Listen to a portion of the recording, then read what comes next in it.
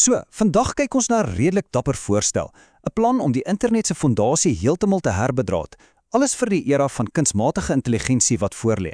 En die interessantste deel, dit kom van iemand wat help bou het aan die oorspronklike internet. En dit is hoe alles begin, met hierdie ongelooflike direkte persoonlike opening. Dis nie een of ander anonieme korporatiewe verslag nie. Nee, dis 'n boodskap van 'n ou wat vir die organisasie wat hy help bou, het sê, "Hallo, ek is terug." So wie is hierdie Michael Corso?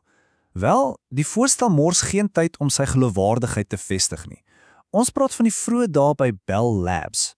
Hy was fisies daar en het een van ICANN se fundamentale DNS-wortelbedieners help opstel.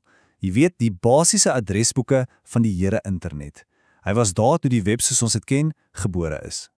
Goed, so dekades later is hy terug op die toneel, en nie net met 'n ideetjie nie, maar met 'n plan wat hy glo absoluut noodsaaklik is om die internet te red. Dit bring ons natuurlik by die groot vraag, watter bedreiging sien hy wat ons dalk miskyk? En dis wat hierdie tydlyn so treffend maak. Dis nie net die een of die ander nie, dis die unieke kombinasie van ervaring. Hy het nie net gehelp om die fondasie in die 90's te lê nie, maar hy het ook later KI-spanne by IBM bestuur. So hy verstaan die ou argitektuur en die nuwe tegnologie wat dit nou uitdaag. En dit gee sy hele voorstel 'n unieke gewig. So, wat is hierdie groot bedreiging? Hy noem dit 'n naderende KI-identiteitskrisis. Sy argument is dat die opkoms van KI 3 diep fundamentale krake in die internet se fondasie veroorsaak. Goed, kom ons breek dit af. Hy sien 3 groot probleme. Eerstens, 'n identiteitsleemte. Hoe weet ons 'n KI is wie of wat dit sê dit is? Tweedens, reuse soewereine risiko. Die hele wêreld se KI-identiteit is basies in die hande van een klein nasie. En derdens, 'n taalkundige gaping. Die term AI is heeltemal Engels-sentries en dit sluit letterlik meer as 1 miljard mense uit. Kom ons zoom bietjie in op daardie soewereine risikoprobleem. Dit kom alles neer op hierdie een nogal skokkende syfer. Die klein eilandnasie Anguilla gaan 'n raming sowat $39 miljoen maak hierdie jaar alleen, net uit die verkoop van .ai domeinname. En hierdie grafiek wys jou presies hoe groot daardie afhanklikheid is. Daai AI-inkomste is nie net klein geld nie. Ons praat van byna 'n kwart van die land se hele bruto binnelandse produk. Die identiteitslaag vir 'n wêreldwye tegnologie is dus onlosmaaklik gekoppel aan een klein nasie se ekonomie. En dit is die kernvraag wat die voorstel ons dwing om te antwoord. Is dit regtig stabiel? Is dit wys dat die digitale adresstelsel vir 'n tegnologie wat elkeen van ons gaan raak, so diep verweef is met die finansiële welstand van een klein landjie? Goed, so dis die probleem. Kom ons kyk na die oplossing wat voorgestel word. Dis nogal slim en word beskryf as 'n elegante omkeer. Die oplossing, 'n splinternuwe topvlak domein, .ia.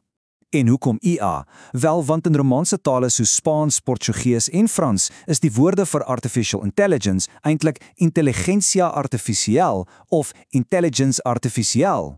Die akroniem is dus IA, nie AI nie. Dis dadelik meer inklusief. En as jy so langs mekaar sit, word die argument sommer glashelder. Aan die een kant het jy .ai wat Engels-sentries is en deur een nasie beheer word.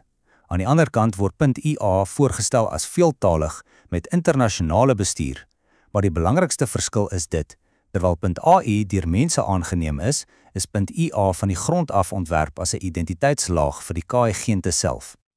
So hoe op aarde sou dit werk? Die voorstel gaan oor veel meer as net 'n naam. Dit gaan oor 'n heel nuwe blou brik vir bestuur met die doel om iets te skep wat 'n digitale gemeenskaplike goed genoem word. Die regstrategie hier is eintlik nogal briljant. Kyk, normaalweg is 2-letter domeine net vir lande. Maar die voorstel leun op 2 bestaande presedente. .eu wat vir 'n supranasionale liggaam soos die Europese Unie is en .cat wat vir 'n taalgemeenskap is. Die plan is om hierdie 2 argumente te kombineer en te sê .ia verteenwoordig beide 'n wêreldwye taalgemeenskap en 'n internasionaal bestuurde liggaam, ideaal gesien onder die VN se vaandel. En die tegnologie? Wel, dis 'n soort hibriede benadering in 3 stappe. Stap 1 is 'n doodgewone, veilige internetdomein vir webtuiste en e-pos, net soos ons dit vandag ken. Stap 2 koppel daardie domein aan 'n unieke digitale identiteit op 'n blokketting, sodat dit onweerlegbaar geverifieer kan word. En dit lei tot stap 3, 'n betroubare, verifieerbare identiteit wat KI-agente kan gebruik vir veilige transaksies en om seker te maak daar is aanspreeklikheid, So, hoekom maak enige van hierdie saak? Die voorstel sluit af deur te kyk na die massiewe toekomstige belange en noem dit die triljoen-agentvraag. Hierdie aanhaling uit die bronmateriaal som die hele idee perfek op. Ons is besig om te skuif van 'n internet wat deur mense gebruik word na 'n ekonomie wat gedryf word deur autonome agente, KI's en robotte.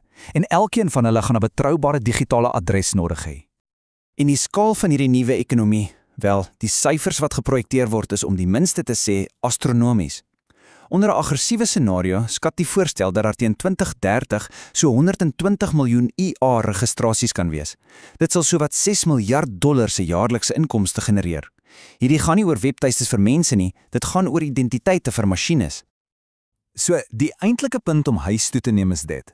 IA is nie net nog 'n domeinnaam wat jy kan koop nie.